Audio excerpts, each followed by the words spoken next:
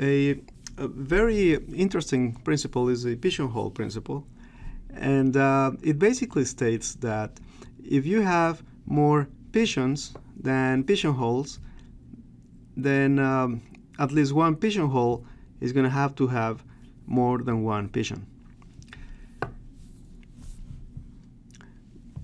Why is this important? If you take a look, here's a corollary regarding functions.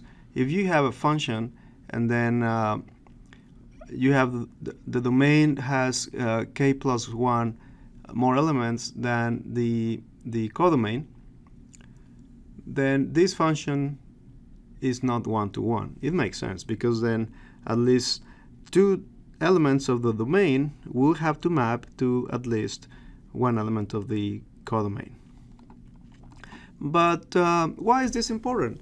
It sounds like a very simple principle.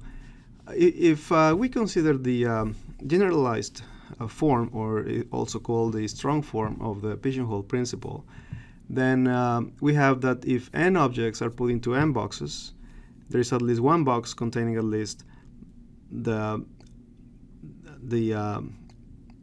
ceiling of n divided by m objects. Remember the ceiling function, right? We talked about the ceiling function before. So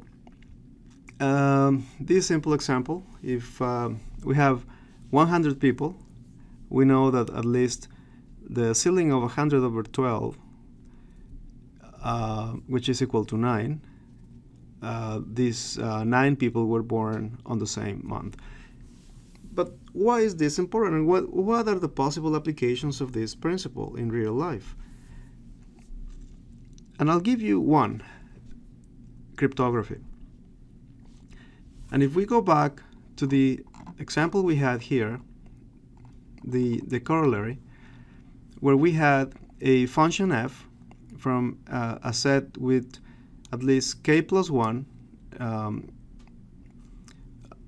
elements than the codomain, that is the case that you have with hash functions. And for those of you who are not familiar with hash functions allow you to create signatures of a sequence of bits, or you can create a signature of a document, for example. So you take that document, you compute a digest of that document, and then you come up with a set of bits that are the signature to that object.